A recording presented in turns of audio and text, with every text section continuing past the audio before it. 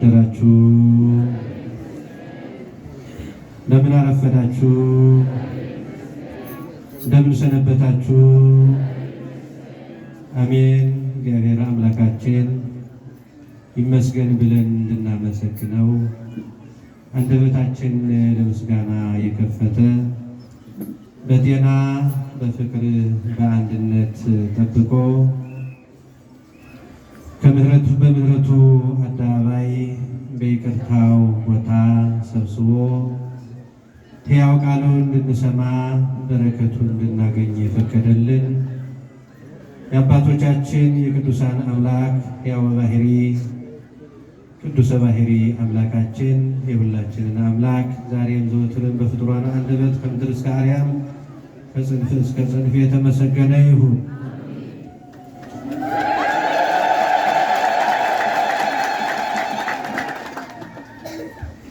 እንኳን ለታላቁ መልአክ ለሊቀ መላእክት ለቅዱስ ሚካኤል ዓመታዊ በዓለ ንግሥ በሰላም በጤና አደረሰን አደረሳችሁ። እንኳን አደረሳችሁ።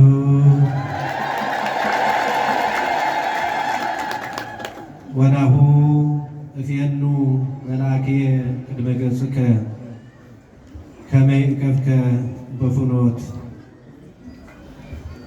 እነሆ በመንገድ ሁሉ ይጠብቅህ ዘንድ ወደ አዘጋጀሁትም ስፍራ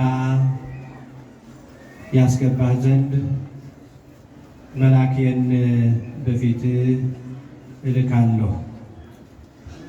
ኦሪት ዘጸአት ምዕራፍ 23 ከቁጥር 20 ያለውን መነሻ በማድረግ እንደ እግዚአብሔር ቅዱስ ፈቃድ ለአጭር ደቂቃዎች በዚህ ርዕስ እንማማራለን። የምስጢሩ ባለቤት ማስተዋሉን ለሁላችን ያድለን። እነሆ መልአኬን በፊትህ እሰዳለሁ እስክበሉ ባጭሩ መልአኩ በሁላችን ፊት ይላክልን። እንግዲህ ይህም ታላቅ በዓል ታሪኩ ሰፊና ጥልቅ ነው። ምስጢሩ ረቂቅ ነው። በዚህ ባጭር ሰዓት ተተንትኖ ተተርኮ የሚያልቅ አይደለም። አጠር አድርገን የተወሰኑ በዓሉን በተመለከተ የተለመደም ስለሆነ በየጊዜው የምንማረው ስለሆነ መጽሐፍ ቅዱስም ሁላችን በየእጃችን ስላለ ማንን አንበን መረዳትም የምንችለው ስለሆነ ለአጭር ደቂቃዎች በዚህ ርዕስ እንማማራለን። ስለዚህ በዓሉ ይህ ታላቅ በዓል በሁለት መልኩ ይከበራል። አንደኛው የሊቀ መላእክት የመልአከ ምሕረት የቅዱስ ሚካኤል በዓለ ሲመቱ ነው። ሁለተኛም በብሉይ ስራ እንዲሰራ በእግዚአብሔር ተልኮ እስራኤልን መርቶ ከግብፅ ወደ ከነዓን ወደ ምድረ ርስት ያወጣበት ነው። ስለዚህ በዚህ በዓል ቅድም የጠቀስነው ርዕስ እግዚአብሔር ለሙሴ ለእስራኤል በፊትህ መልአኬን እልካለሁ አለ።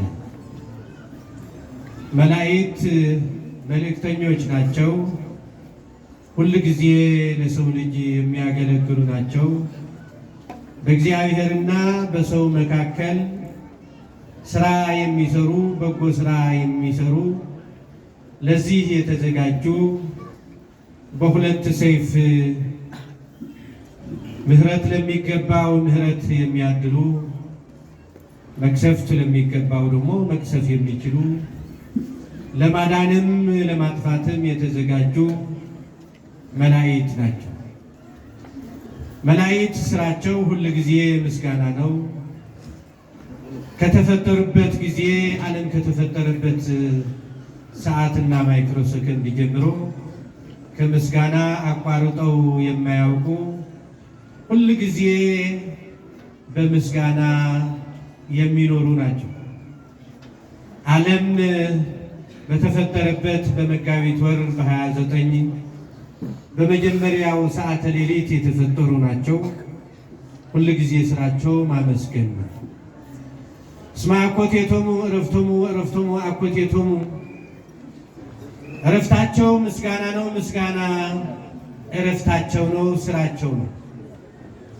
ቅዱስ ቅዱስ ቅዱስ እግዚአብሔር ጽባኦት ፍጹም ሰማያት ወምድረ እያሉ ያለ ዕረፍት የሚያመሰግኑ እንቅልፍ የማይስማማቸው፣ ድካም የማይስማማቸው፣ ሕመም የማይስማማቸው፣ ሞት የማይስማማቸው፣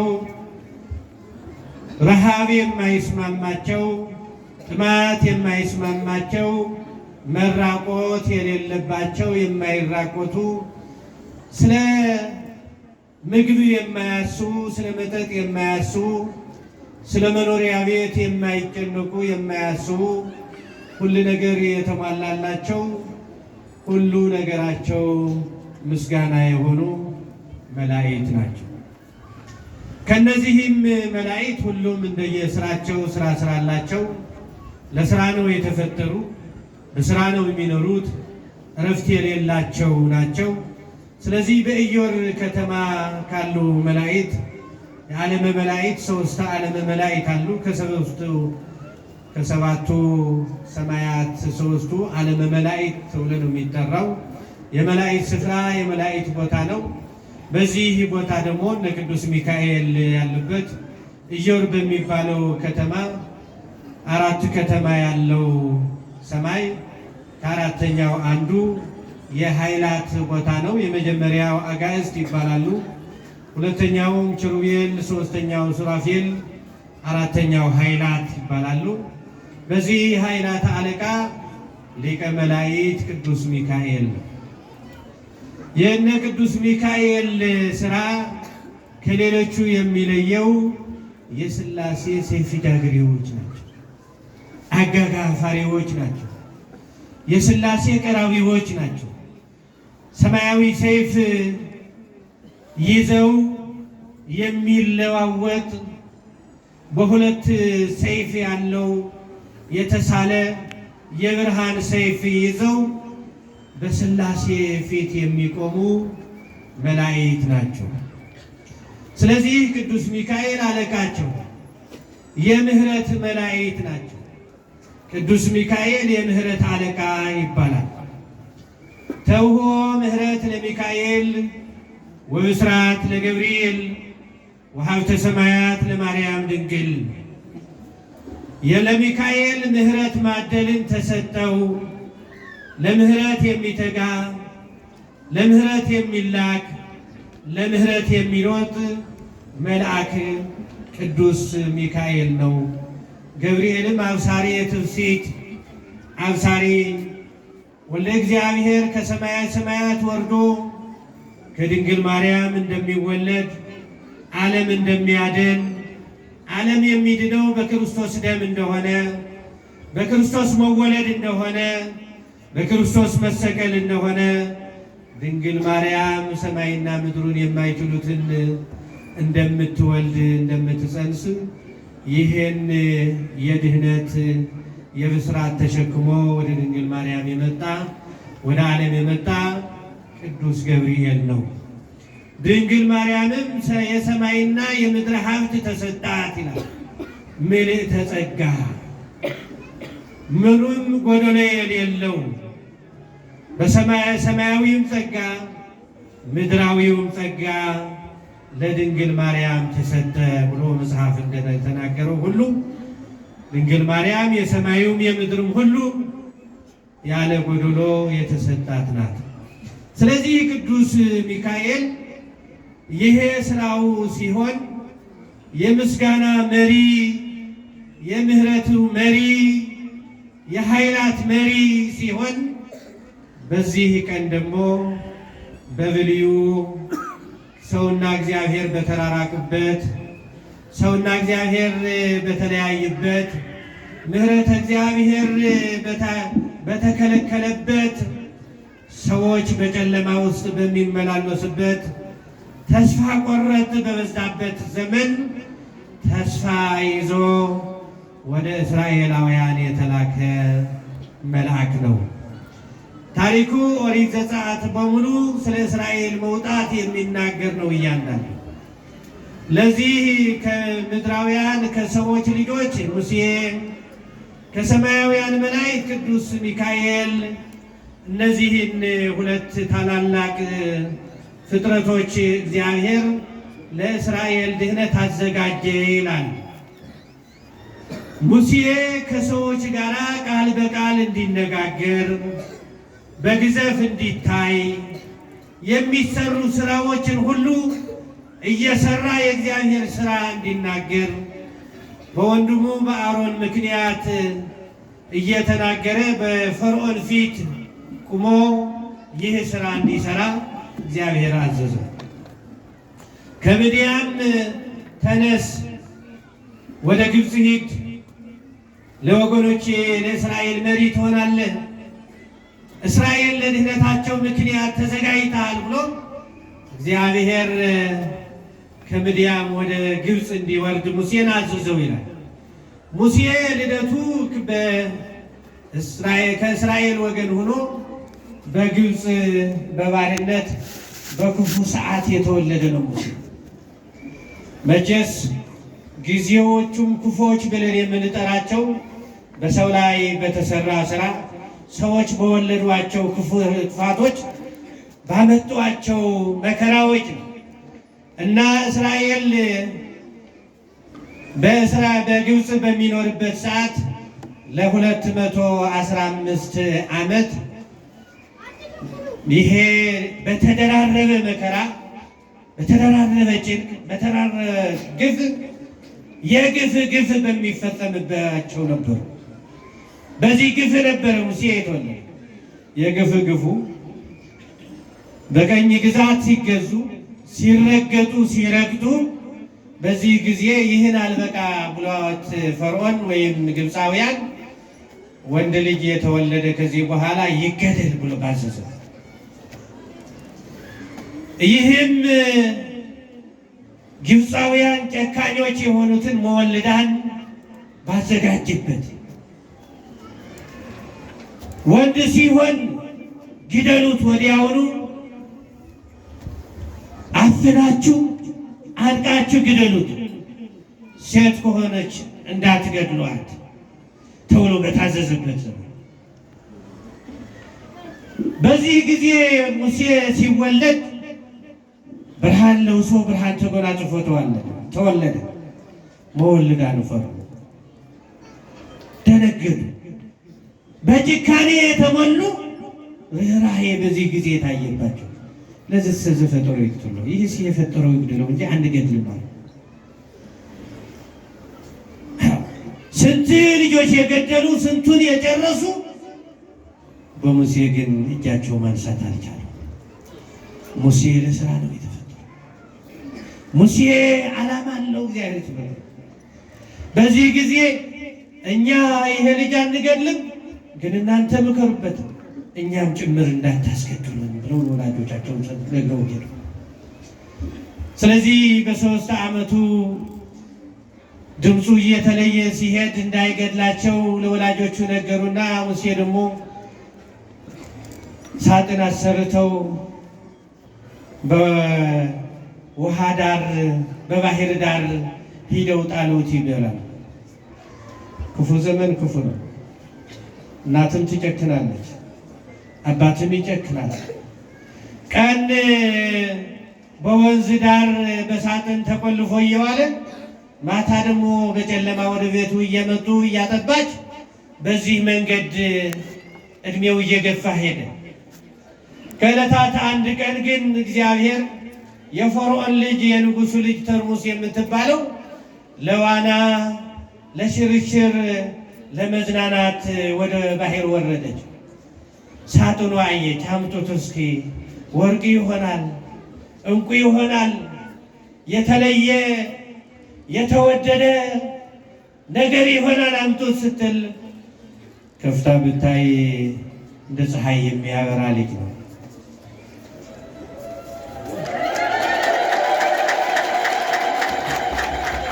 ስለዚህ አልወለደችም ነበርና ይህማ ልጅ ይሆነኛል አሳድገዋለሁ ብላ ወሰደችው፣ አነሳችው፣ አቀፈችው፣ ሳመችው። የሙሴ እህት ማርያም በሩቅ ስትመለከት ነበርና ሄዳ እንዲህ ሕፃን ነው እንዴ ልጅ ነው እንዴ? ኧረ ሲያምር! አሁን ከእስራኤል ወገን ልጅ የሞተባት አለች፣ አራስ አለች። እሷን ላምጣልሽ እንድታጠበው፣ እንድታሳድገው፣ እንድትንከባከብልሽ አለች።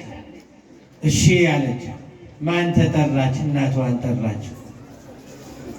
እናቱ ሞግዚት ሆና፣ እህቱ ሞግዚት ሆና፣ አባቱ የሞግዚት ተንከባካቢ ሆኖ ሙሴ በአባት እናቱ ቤት በሞግዚትነት አደገ።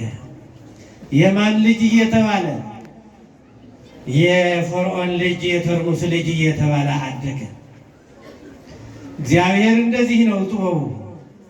እግዚአብሔር ለሁሉ ምክንያት አለው። እግዚአብሔር ስራ አለው። ትልቅ ሰው ሆነ፣ አደገ፣ በቤተ መንግስት አደገ። ታሪኩ ብዙ ቢሆንም ሙሴ በቤተ መንግስት እድገቱ፣ በቤተ መንግስት ያለው ምቾት፣ ያለው ተድላ ደስታ፣ ያለው ምግብ፣ ያለው ሁሉ ነገር አልተመቸውም። እስራኤል በመከራ ሆነው እሱ በደስታ ላይ ሆኖ አልተመቸውም። ስለዚህ ወአብደረ ይህምም ምስለ ሕዝበ እግዚአብሔር አለ። ከእስራኤል ጋር መከራ መቀበልን ወደደ። ከደስታ መከራ ወደደ። እግዚአብሔር ያለው በመከራ ውስጥ ነው። እግዚአብሔር ያለው በተሰደዱ ሰዎች ነው። እግዚአብሔር ያለው በተገፉ ሰዎች ውስጥ እንደሆነ አመነ ሙሴ። ወደ እስራኤል የእስራኤልን መከራ ተሰማው። ስለዚህ በዚህ መንገድ ከእስራኤል የፈርዖን ልጅ አልባልም፣ በቤተ መንግስት አላድግም፣ ሽሞት አልፈልግም ብሎ ከእስራኤል ጋር መከራ የሚቀበል ሆነ። በዚህ መልኩ ከቤተ መንግስት ወጥቶ ሌላም ስራ ሰርቶ ወደ ብንያም ሄደ ነው የሚለው ባጭሩ። ከብንያም መልስ ነው እንግዲህ የእስራኤላውያን ግፍ ጡብ ሲረግጡ ሲያወኩ ነበር የሚኖር። በዚህ ጊዜ ሙሴ ሂድ ፈርዖንን ንገረው፣ ሕዝቤን ልቀቅ በለው ማለት። ማንን ልቀቅ አለ? እስራኤል የማን ናቸው? የእግዚአብሔር ሕዝብ ናቸው። እስራኤል ማለት ከሃሊ ከማምላኩ ሕዝበ እግዚአብሔር ማለት ሁሉ ቻይ እንደ አምላኩ ማለት። ስለዚህ ታማኒ በእግዚአብሔር የሚያምን ሕዝብ ማለት ወደ እስራኤል። ስለዚህ ወደ እስራኤል ላካቸው። ወደ እስራኤል ሲልከው እንዴት እኔ ማነኝ? ማን ላከኝ ስላለሁኝ ማነኝ እኔ እስራኤልን የማወጣ ከኃይለኛው ከፈርዖንስ የእስራኤል መከራ የማላቀቅ እኔ ማን ነኝ? ማን ላከኝ ስላለሁ ምልክትስ ምንድን ነው ብሎ ሙሴ ከእግዚአብሔር ጋር ተነጋገረ። ከእግዚአብሔር ተነጋገረ። ሁሉ ቻይ ኤልሻዳይ ያለ የሚኖር የነበረ እግዚአብሔር ላከኝ በልበል። በምን ምልክት በምን ሳሳምናለሁ? ምን ይዘሃል? ብትር ይዣለሁ። በብትር ታምራት ይደረጋል። ሂድ ዝም ብለሃል። ወደ ግብፅ ሄደ። ወንድሙ አሮን አፍ እንዲሆነው መተርጉም እንዲሆነው እንዲተረጉምለት ይዞ ወደ ፈርዖን ቀረበ። አልፈራም። ማን ልኮታልና? እግዚአብሔር ልኮታልና። ዓለም የሚያንቀጠቅጠው ንጉሥ በፊቱ ላይ ቆሞ እግዚአብሔር ሕዝቤን ልቀቅ ብሎሃል አለ። ፈርዖን በዚህ ጊዜ እግዚአብሔርም አላውቀውም፣ እስራኤል ባሪያዬ ነው አልለቀውም። እየሰማችሁ ነው? እግዚአብሔር የማያውቁ ነገሥታት ብዙ ናቸው። እግዚአብሔር የሾማቸው ግን የማያውቁት፣ እግዚአብሔር ያነገሳቸው ግን የማያውቁት፣ እግዚአብሔር የፈጠራቸው ፈጣሪያቸው የማያውቁ ብዙዎች ናቸው። እግዚአብሔር አላውቀውም። የእግዚአብሔር ሕዝብ ባሪያዬ ነው አለ፣ አገልጋዬ ነው አልለቅም አለ። ስለዚህ እግዚአብሔርም ተቆጣ፣ የፈርዖን ልብ አደነደነው፣ እንደ ድንጋይ አጠነከረው። ሁሉን መቅሰፍቶች እንዲፈራረቁበት አደረገ። 9 መቅሰፍት፣ 10ኛው ሞተ በኩር፣ 11ኛው ስጥመት፣ 11 መከራዎች በግብፃውያን ታዘዙ፣ 11 ምሕረቶች ደግሞ በእስራኤላውያን ታዘዙ። የእግዚአብሔር ይቅርታ የእግዚአብሔር ምሕረት በእስራኤል ላይ ፈሰሰ። የእግዚአብሔር ቁጣ ደግሞ በግብፃውያን ነደደ። በዚህ መልኩ ቀጠለ። ስለዚህ በዚህ ላይ ሕዝቤን ልቀቅ፣ በበረሃ በገዳም በዓሌን አድርጉ ሲባል አልለቅም አለ። ስለዚህ ብትሩን የመጀመሪያ ተአምራት በብትሩ ጀመረ። ብትሩ ሲጥለው እባብ ሆነች። ሰው ሁሉ ሸሸ። ፈርዖን ሸሸ፣ ስትቀርበው ሸሸ። ወየ ንጉሥ ከዙፋኑ ወርዶ መሮጥ ጀመረ። መፍራት እዚህ አለ። ያዛት መልሳት፣ እሺ እለቃለሁ አለ። እንደገና ሲይዘው ተመለሰ ወደ ብትርነቱ ተመልሶ እንደገና አልለቅም አለ። እንደገና በእስራኤል ላይ መከራ ጸናባቸው፣ መከራ ተፈራረቀባቸው። ከነበረው እንደገና ከበደባቸው ይላል። አከበደባቸው። እስራኤልም ተቆጡ።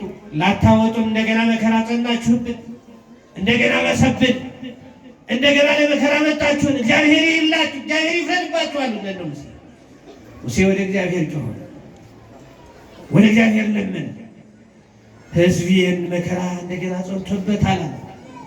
ሰማይኩ ጋሮሙ ለሕዝቤ ወረድኩ ከማዕድን ነው። የሕዝቤን ጩኸት ሰምቻለሁ፣ ላድናቸውም መጥቻለሁ፣ ላድናቸውም ወርጃለሁ። አይዞህ አይዞህ በርታ፣ በከባድ ስልጣን አወጣችኋለሁ፣ ሳይወድ በግድ ይለቃል አለ። ማንና ማን ገጠሙ ወገኖች? ፈርዖን ከማን ጋር ገጠመ? ከማን ጋር ገጠመ? ከቃል ጋር ናቸው። ከእግዚአብሔር ጋር የሚጣሉ ምን ይሆናሉ ይላል መጽሐፍ። ከእግዚአብሔር ጋር የሚጣሉ ይደቃሉ። ከእግዚአብሔር ጋር ተጣሉ። ከእግዚአብሔር ጋር ጦርነት ገጠመ፣ አልለቅም አለ። ስለዚህ መከራዎች መጡ። ውሃውን የሚጠጡትን ምን አደረገው? ደም አደረገው።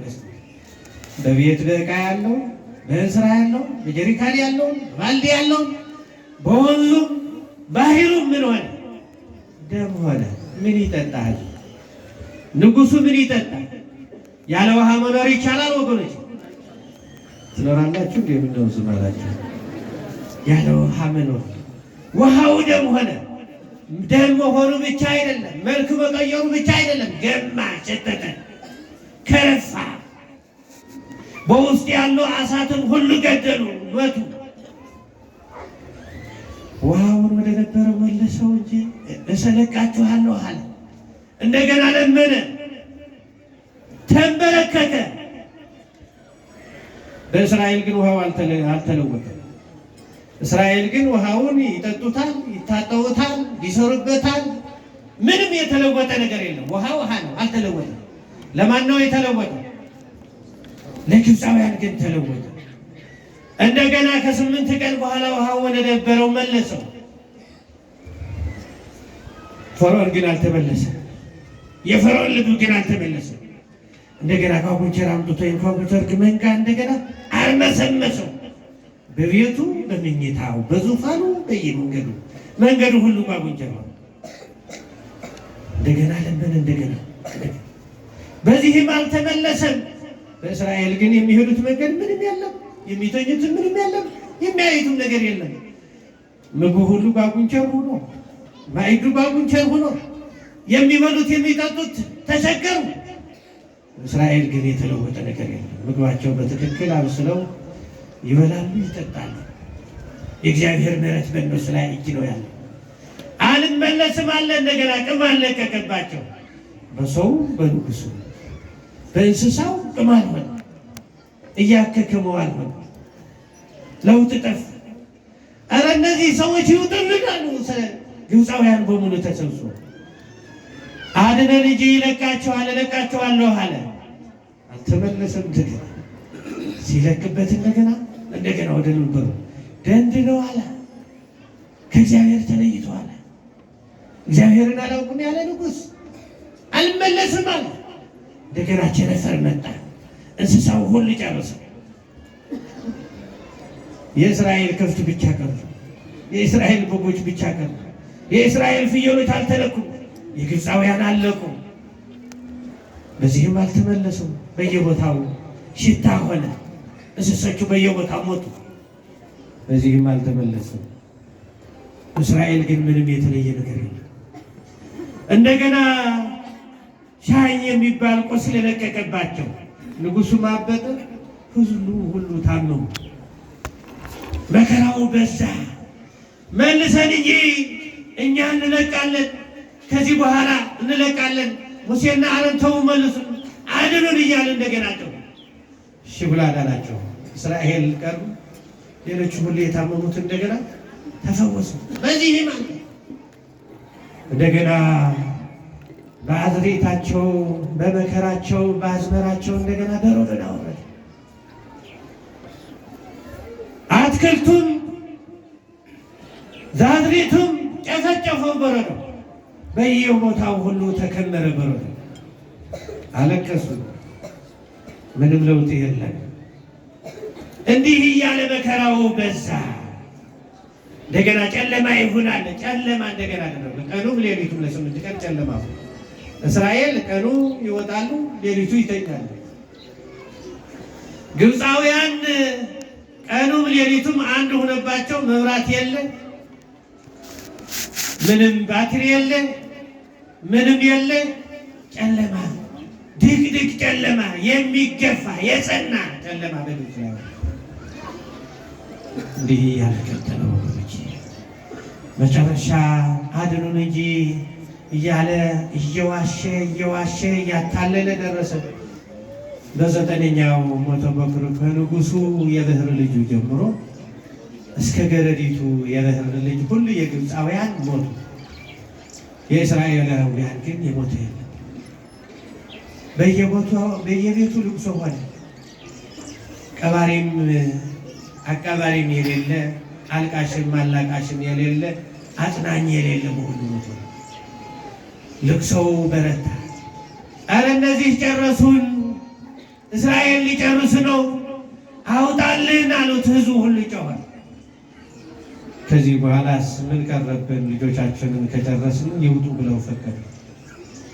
የ3 ቀን መንገድ ተጉዘው በበረሃ መስዋዕት ሰውተው ለፈጣሪያቸው መስዋዕት አቅርበው ጸልየው እንዲመለሱ አዘዘ። ከዚያ በኋላ ምን አደረጉ? እስራኤላውያን ከአምላካችን የምንገናኝበት ቀን ስለሆነ ከፈጣሪያችን ፊት የምንቀርብበት ስለሆነ ልብስ አውሱን፣ ወርቅ አውሱን ብለው ከአሰሪዎቻቸው ከግብፃውያን የአንገት ሐብል ወርቅ፣ የእጁ ቀለበቱ፣ ልብሱ፣ ጥበቡ የሚያስፈልጋቸውን ሁሉ ልብስ ተሸልመው ወደ አምላካቸው ሄዱ ይላል። ተወሰው ወአውጽኦሙ በወርቅ ወብሩር አይደለም፣ በወርቅና በብር ተሸልመው ወጡ። 3 ቀን ይመለሳሉ ቢባል አይመለሱም። አሁን ይመጣሉ ሲባል አይመጡም። ኧረ እነዚህ ሰዎች ቀጥለዋል ጉዞ፣ አይመጡም። ባዶችን ማን ልንገዛ ነው? ማን ሰራተኛ ልናደርግ ነው? እንሂድ ተብሎ ንጉሡ ሰራዊቱን አስከትሎ በፈረስ መሮጥ ጀመረ ወደ በረሃ እነሱን ለመመለስ። እነሱ ግን 7 ደመና ታዘዘላቸው። እግዚአብሔር ከማን ጋር ነው? እንዴ ሰው የለም። እግዚአብሔር ከማን ጋር ነው ያለው? ከእስራኤል ጋር ነው። ደመና በላይ ፀሐይ እንዳያቃጥላቸው ተጓዢዎች ስለሆኑ እንደ ጥላ የሚጋረድ ደመና አንጦላ ደመና ወሰወሩ ደመና ጋረደላቸው። በታች እንቅፋት እንዳይመታቸው እሾህ እንዳይወጋቸው መንገደኞች ናቸውና የሚነጥፍ አሁን እንዳነጠፋችሁት ምንጣፍ ለታቦቱ ክብር ለካህናቱ ክብር እንዳነጠፋችሁት እንደዚሁ ለእስራኤል ክብር ደመና ነጠፈላቸው። ሕፃናቱም ነፍሰ ጡሮቹም ሽማግሌዎቹም ተጓዦች ስለሆኑ ይህን አነጠፈላቸው መንገዱን ሁሉ። በኋላም በፊትም በቀኝም በግራም ደግሞ ከጠላት የሚጠብቃቸው ነፋሱን የሚከላከልላቸው እንደዚሁ የሚሰውር ደመና ደግሞ 4 ደመና በፊትም በኋላም በቀኝም በግራም ተወራቸው። 6 7ኛው የ3 ቀን የ4 ቀን በፊት መንገድ ጠራጂ ጎድጓዳውን የሚሞላ ተራራውን የሚያፈርስ የሚያስተካክል የሚደለድል ቀኑን ሲደለድል ይውላል። ማታ ደግሞ ተመልሶ ብርሃን ሆኖ የሚያበራላቸው ደመና 7 ደመና አዘዘላቸው። ክብርና ምስጋና ለአምላካችን። ለአምላካችን ምን ይሳነዋል? ለወዳጆቹ ለፍጥረቶቹ ለየዋሃኑ የማይሆነው የለም። አሁን በዚሁ መልኩ ሲጓዙ ፈርዖን ሰራዊቱን አስከትሎ በፈረስ በሰረገላ እየሮጠ ደረሰባቸው። ፈረሱ በአንድ ዛፍ እያሰሩ አይተያዩ እንዳይተያዩ ያደረጋቸው። ድምፅ ይሰማማሉ፣ አይተያዩም። የእግዚአብሔር ጥበብ ሰውሯቸዋል። እስራኤላውያን ተከተልን እያሉ እስራኤል ባሕረ ኤርትራ ደረሱ። ባሕሩን እግዚአብሔር መልአኩን ባሕሩን በብትርህ ምታው አለው መልአኩ ቅዱስ ሚካኤል ለሙሴ። ባሕሩን ሲመታው በ12ቱ ነገደ እስራኤል ውሃው እንደ ግድግዳ እንደ አለት ጸንቶ ወደ ላይ ቆሞ ተጋርዶ አረፍተ በይምን ወአረፍተ በጸጋም ማይሰለው አረፍተ በይምን ወአረፍተ እንዲህ ጋርዶ ውሃው ደረቅ ሆኖ መንገዱን ደረቅ ሆኖ ወደ ላይ ቆሞ አሳልፋቸው። ክብርና ምስጋና ውሃ ተከፍሎ የሚያሳልፍ አምላክ ውሃውን እንደ ግድግዳ ወደ ላይ አውጥቶ የሚያሳልፍ አምላክ እንዲህ ብሎ እየዘመሩ አለፉ። ሲብሖ ለእግዚአብሔር ስቡሐ ዘተሰብሐ እያሉ አለፉ። ፈረሰ ወመስተጽንዖ ወረወ ውስተ ባሕር። እንደ የሀገራችን ውሃ የሀገራችን ባሕር እስራኤል እንኳን ተከፍሎ ያሻገረ ባሮቹን እንኳን እነዚህ የተናቁ እንኳን የእኛ ባሮች አገልጋዮች እንኳን ያሳለፈ ለእኛ ለነገስታቱ እንዴት አያሳልፍም ብለው እስራኤል ከነ ሰራዊቱ ወደ ባሕሩ ማነው ፈርዖን ወደ ከነ ሰራዊቱ ወደ ባሕር ገባ። ባሕር ሊወጣ ሲል ምታው ባሕሩ አለው፣ መለሰው። ይብሉ እጄ ህብስተ መዓቱ ለእግዚአብሔር፣ የእግዚአብሔር የቁጣው እንጀራ እስኪ ይብሉት እስኪ ይቅመሱት። ባሕሩን ተመገባቸው፣ እነሱም ባሕሩን ጠጡት። እንዲህ አድርጎ መቃብራቸው እንኳን እንዳይገኝ አስከሬናቸው እንኳን እንዳይገኝ ውሃ ይዘዋቸው ሄደው። ወገኖቼ ክፎች ለጊዜው ይታያሉ፣ ከፍ ከፍ ይላሉ። ርኢክዎ ለኃጥእ አብየ ወተለዓለ ከመ አርዘ ሊባኖስ ወሰበ ገብእ ኃጣኢክዎ።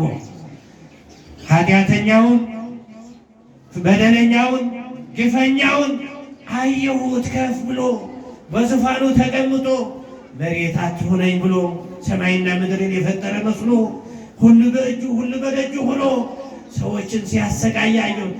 ስመለስ ግን አጣሁታል። መለስ ሲሉ እስራኤል ግን የለም። መለስ ሲሉ ግን ሀገሪቱ ባዶ ሆነች። ያለ ነገሥታት ቀረች፣ ያለ ሰራዊት ቀረች፣ ባዶዋን ቀረች። ወሮ ወሰዳቸው። እንደገና ልቅሶ በነገሥታቱ በዘመዶቻቸው ምድር የልቅሶ ምድር ሆነች። ግብፅ የግፍ ምድር የሞት ግፍ የሞት ምድር ሆነች ግብፅ። ተመልከቱ፣ ራሔል የምትባል ግፉን አይታችኋል፣ ሰምታችኋል። በሀገራችን ነፍሰ ጡሮች ይከበራሉ፣ ወላዶች ይከበራሉ። ዓለማት ለእናቶች የሚሰጡት ክብር እንደየሀገሩ ቢለያይም በሀገራችን እንኳን የእረፍት ጊዜ ለወላድ ይህን ያህል ወር ተብለው 4 ወርም ይሆን 6 ወር ተሰጥቷታል። ከመውለዷ በፊትም ከወለደችም የምታርፍበት። የሰለጠኑ ዓለሞች ያደጉ ደግሞ ከዚህ በላይ ለባልም የእረፍት ቀን ተሰጥቶታል። ለ7 ቀን ሚስቱን እንዲንከባከብ እረፍት መንግስት ይፈቅዳል። በሀገራችን እንደ ሀገራችን ሕግ ከሆነ በሌላ ሀገሮች ደግሞ ከዚህ በላይ ይሆናል። በግብፅ ግን እንኳን እረፍት ሊሰጣት ምጥ ተይዛል ወቀቂ ርገጩ ነው የተባለችው። ግፉ ተመልከቱት፣ የተራራው ግፍ። ምጥ ተይዛ እንድትረግጥ ታዘዘች። እየረገጠች መንታ ልጆች ወለደች። አረ ወለድኩ ልጆች የወለድኩ ስትል የሰው ደም ያጸነዋል። ሕፃናቱም አብረሽ ርገጪያቸው ተባለ። ተመልከቱ ግፍ፣ ተመልከቱ። እንዲህ ያለ ዘመንም ነበር። እንዲህ ያሉ ነገስታትን ምድሪቱ አስተናግዳለች። ምድሪቱ አይታለች። እንዲህ አይነት ግፍ አስተናግዳለች። የግፍ ግፍ የነበሩበት ዘመን እሷም ረገጠች። ይሄ መጨረሻ ሆነ። ከዛ በኋላ ምን አለች?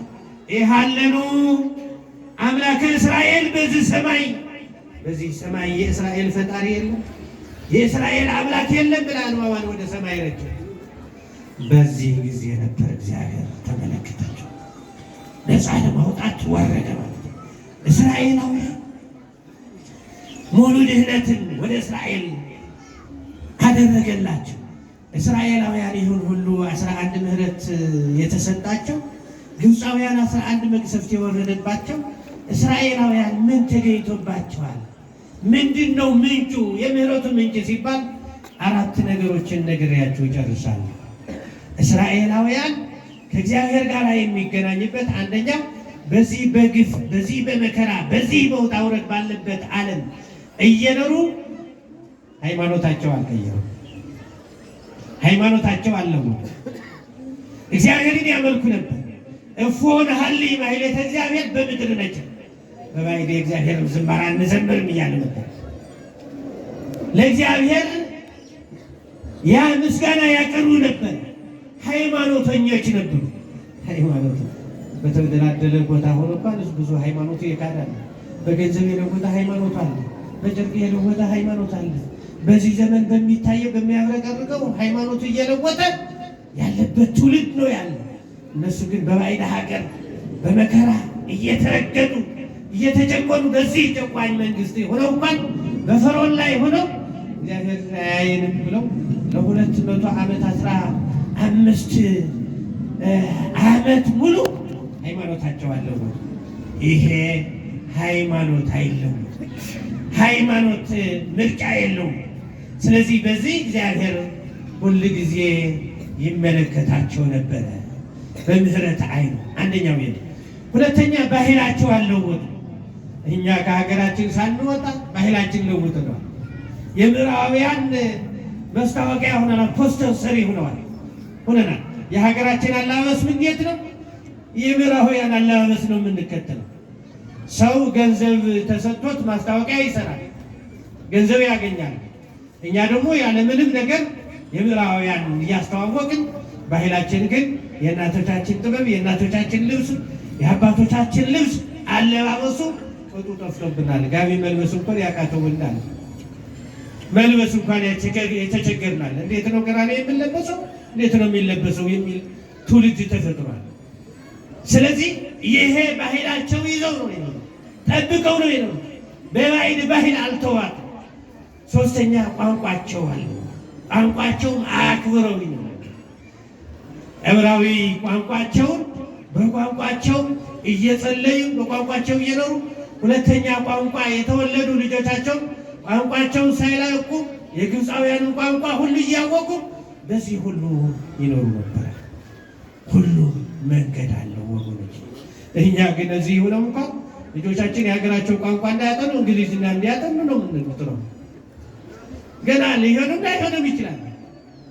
የሀገራቸው ቋንቋ ሳይሆን እዚህ ያለው ኦሮምኛ፣ እዚህ ያለው አማርኛ፣ እዚህ ያለው የኢትዮጵያ ቋንቋ ሳያውቁ የውጭ ሀገር ቋንቋ እንዲያጠኑ ቻይናኛ፣ እንግሊዝኛ፣ ፈረንሳይኛ። አዲስ አበባ ያው ያለው ባለሀብቶችማ የሉ። የሀገራቸው ቋንቋ የማያውቁ ትውልድ እየተፈጠረ ነው ያለ። ግዕዝ ቋንቋ የማያውቁ መጽሐፍት የማያነቡ የሚወለዱበት ዘመን ነው።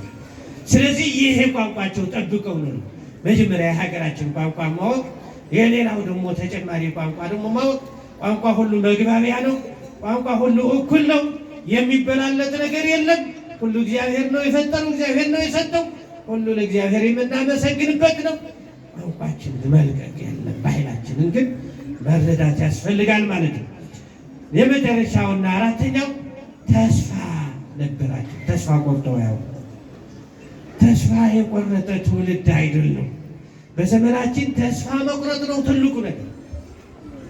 በእግዚአብሔር ተስፋ የሚቆርጥ ትውልድ፣ በስራው ተስፋ የሚቆርጥ ትውልድ፣ በትዳሩ ተስፋ የሚቆርጥ ትውልድ፣ በሃይማኖቱ ተስፋ የሚቆርጥ ትውልድ እየተከማቸበት ያለበት ዘመን ነው። ተስፋ ስለነበራቸው ሁሉ ጊዜ ከአንድ ቀን ያወጣናል እያሉ ሲጸልዩ ስለነበሩ እግዚአብሔር ደግሞ ረዳቸው። ወገኖች ምን አላቸው? መላኬን በፊትህ እልካለሁ አለ እግዚአብሔር። በፊት መሪ ሆኖ በኋላ ተከታይ ሆኖ እየተንከባከባቸው ለእስራኤላውያን መልአክ ተላከላቸው። መልአኩ የት ነው ያለው? ከፊቱ የቆምነው ይህንን ነው እኮ መልአኩ ቅዱስ ሚካኤል። የመልአኩ የቅዱስ ሚካኤል ጽላት ይዘን እኮ ነው እዚህ የቆምነው።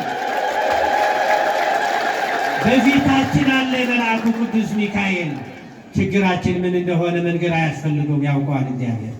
ችግራችን ሊያስወግድ ነው የመጣው። መከራችን ሊያስወግድ ነው የመጣው። ሰላም ለመስጠት ነው የመጣው። ድህነት ለመስጠት ነው የመጣው። ድህነት የሚፈልግ ህዝብ ግን አለ ወይ ጥያቄው? እንደ እስራኤል ድህነት የሚቀበል ህዝብ፣ ሰላም የሚቀበል ህዝብ፣ አዎ ምህረት የሚቀበል ህዝብ ያስፈልጋል። ወደ እግዚአብሔር በጽኑ እምነት ያለው ተስፋ ያለው በሃይማኖት የጸና ወገኑን የሚወድ እግዚአብሔርን የሚወድ እርሱ በእርሱ በሰላም የሚኖር የማይባላ። መባላት የግብፃውያን ስራ ነው። የሄሮድ ስራ ነው። መገዳደል የግብፃውያን ስራ ነው። የአጋንንት ስራ ነው። መለያየት የአጋንንት ስራ ነው። በሰላም መኖር ደግሞ የእስራኤላውያን የእግዚአብሔር ስራ ነውና መላኬን በፊት እልካለሁ በመንገዱ ሁሉ ይጠብቅህ ዘንድ ወደ አዘጋጀሁትም ስፍራ ያገባህ ዘንድ ይላል። እንግዲህ መልአኩ የሚጠብቀን እስከ ላይኛው ስፍራችን ነው። እስከ መንግሥተ ሰማያት መንገድ የሚመራን የሚጠብቀን መልአክ አለና ክብርና ምስጋና ለአምላካችን ይሁን።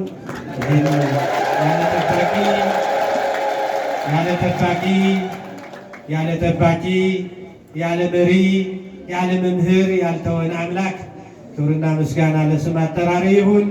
መጨረሻችን ያሳምርልን።